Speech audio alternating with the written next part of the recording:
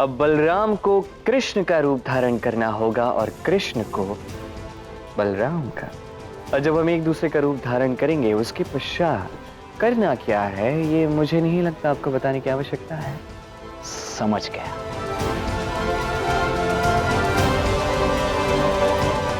मैं पूर्णतः समझ तो गया हूं कान्हा, किंतु यदि संसार के समक्ष मैं जीतूंगा, राधा की बांसुरी का क्या होगा? और मैया को दिए हुए वचन का? मैया का वचन उनका पुत्र ही पूर्ण कर रहा है था। आपकी जीत मेरी भी जीत है। तब हम दोनों भिन्न नहीं हैं, हम दोनों एक ही हैं। और रही बात बांसुरी की, कुछ समय पर भी छोड़ दीजिए। क्या सज्ज है कान्हा बनने के लिए?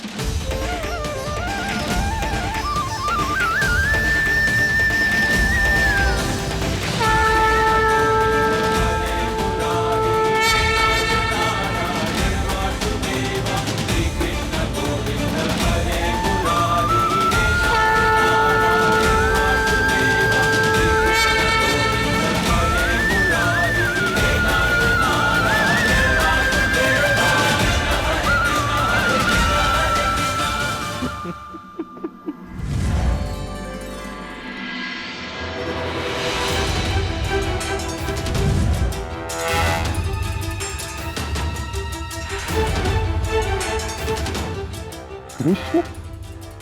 अगर तुम कृष्ण हो तो मेरे कंधे पर कौन है?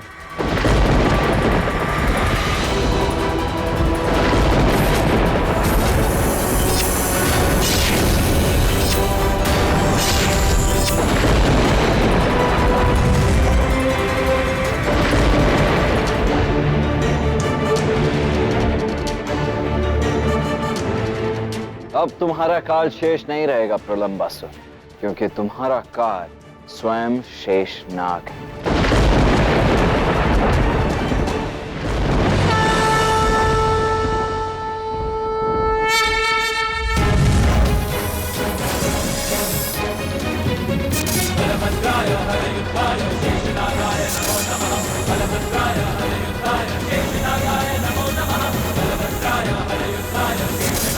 शेषनाग, प्रलंबासुर की मुक्ति का समय अब आ चुका है।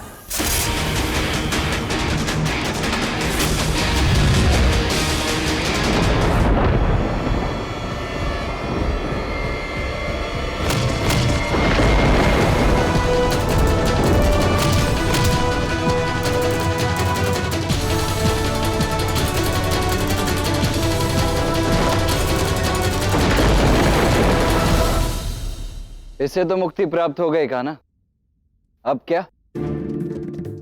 कंस के सैनिक आते ही होंगे और क्या। चलो मैं तो चला अखाड़े। अरे पर प्रतियोगिता जीता कौन? आके देख ली ना। ये कान्हा की बातें ना केवल और केवल कान्हा ही जानता है। कभी कभी तो मुझे मामा श्री कंस पर भी तरस आता है।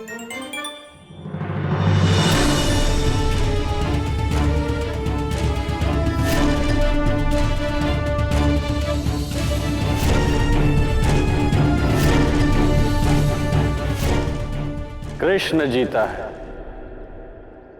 विजय कृष्ण के। क्या कृष्ण ने अपने बड़े भाई को हरा दिया? क्या बलराम हार गया?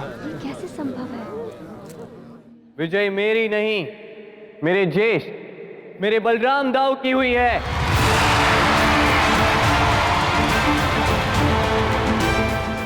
उन्होंने मुझे परास्त किया। उसके पश्चात वन में प्रलंबासुर के चुनौती देने पर उसे भी परास्त किया है। इस प्रतियोगिता का विजेता मैं नहीं।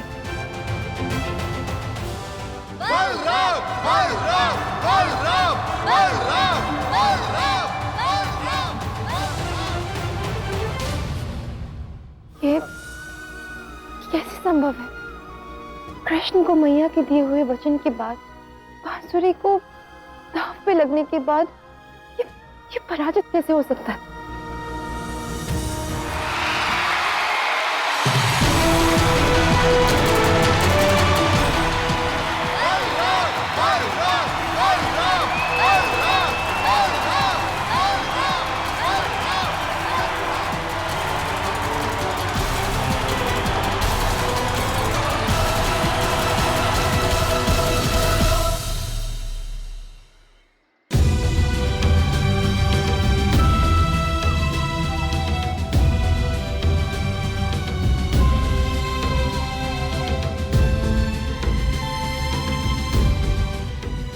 बलराम, तुम सच में सर्वशक्तिशाली हो, किंतु अभी भी एक युद्ध शेष है।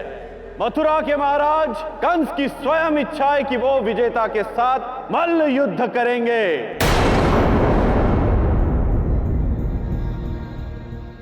लंबासुर को तो एक प्रहर पहले आ जाना चाहिए था। पता नहीं इतना विलंब कहाँ लग रहा है। महाराज, वहाँ वन में तो प्रलंबासुर मृत पड़ा है।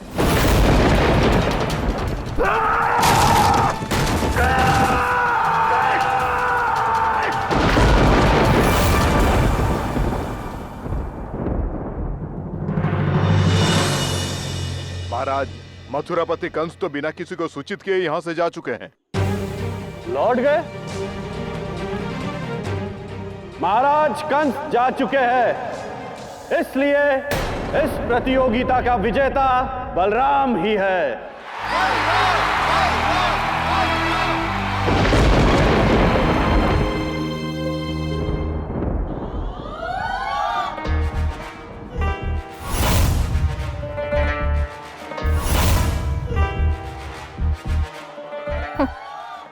कृष्ण हार गया।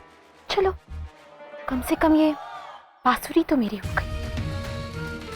अब मैं इसे तोड़ सकती हूँ। अब ना ही कभी बांसुरी बजेगी और ना ही राधा इसकी धुन पर कभी मंत्रमुग्ध होगी।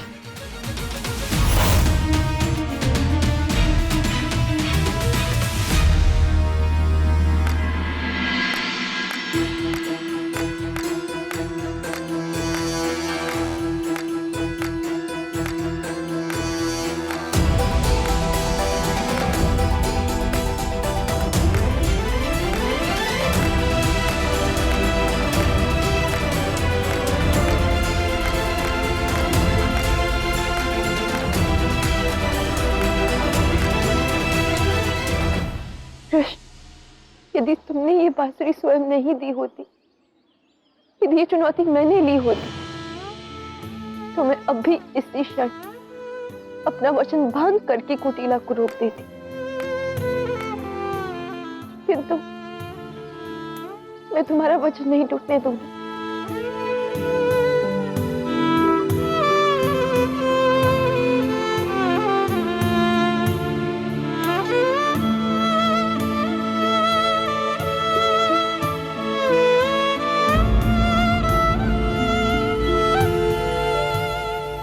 राधा की बनाई बांसुरी को बचाने का, रेवती को पाने का यही सबसे उत्तम क्षण है।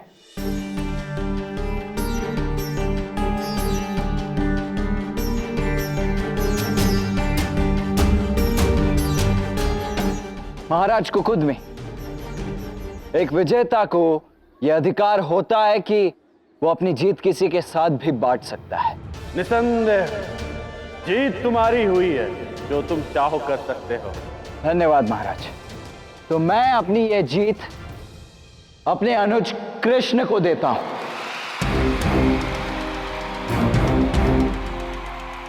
इस प्रतियोगिता का विजेता मैं नहीं, कृष्ण है।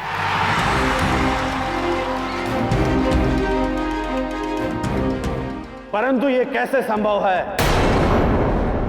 संभव है महाराज। मल्ल युद्ध केवल बल से ही नहीं, अपितु बल और बुद्धि के उचित मिश्रण से जीता जाता है। जब कोई योद्धा बल और बुद्धि का उचित संतुलन करना सीख पाए, तभी वो इस युद्ध को जीत पाता है। बिल्कुल बल और बुद्धि की ही भांति है कृष्ण और बलराम। कृष्ण की बुद्धि और मेरा बल, इन दोनों के उचित मिश्रण से ही आज मैं ये युद्ध जीत पाया हूं महाराज। कृष्ण और मैं भिन्न नहीं है, अपितु बालपन से ही हर कार्य हम दोनों साथ करते आए हैं। जब भी मैं किसी दुविधा में पड़ता हूं तो कृष्ण सदैव मेरे साथ खड़ा रहा है, और जब भी कृष्ण पर कोई विपदा आई है तो उसे सर्वप्रथम मेरा सामना करना पड़ा है। इसीलिए ये युद्ध भी आज केवल मैं ही नहीं, अपितु मेरे साथ मेरा अनुज कृष्ण भी विजेता है। ये विजय केवल मेरी ही नहीं, अपितु हम दोनों भाइयों की है, कृष्ण और बलराम की है।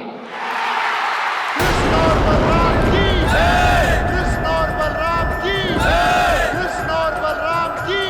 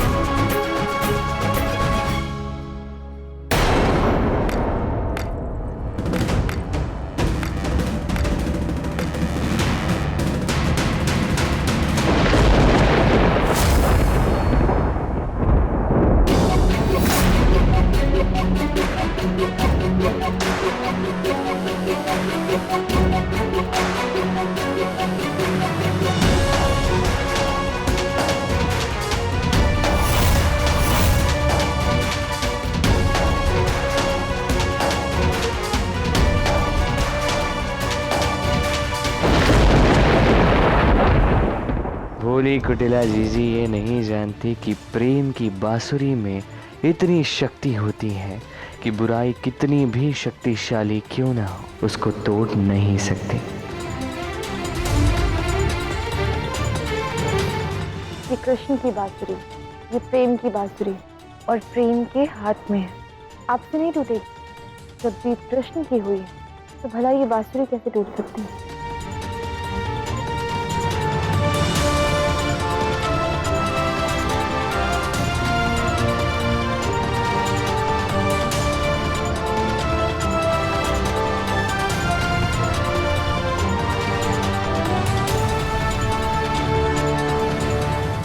लो कृष्ण, तुम्हारी बांसुरी।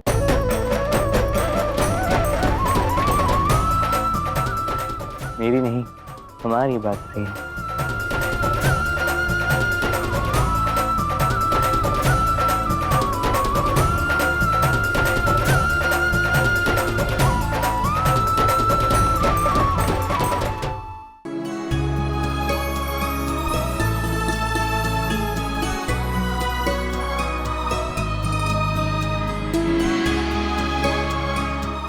मैंने तो ये घोषणा की थी, इस प्रतियोगिता के विजेता से अपनी पुत्री का विवाह करवाऊंगा, किंतु यहाँ तो दोनों विजेता है।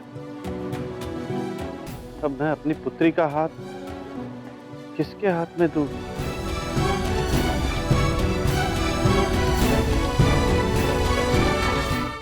राजा कुकुदमी, आपने जो घोषणा की थी वो पुनः एक बार स्मरण कीजिए।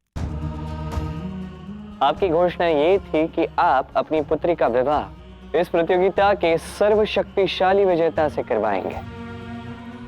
अब विजेता तो मैं हूं, किंतु सर्वशक्तिशाली विजेता केवल और केवल हमारे बलराम दाऊ है। उन्होंने ही प्रलंबासुर को पराजित किया है। आपका शब्द व्यर्थ नहीं जा रहा।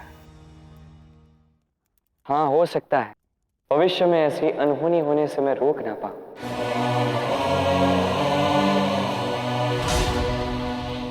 शब्द का मान रखने के लिए एक स्त्री को भाइयों में बंटने से मैं रोक ना पाऊं। किंतु इस क्षण में ऐसा नहीं होने दूंगा। रेवती का विवाह हमारे बलराम दाऊ से ही होगा।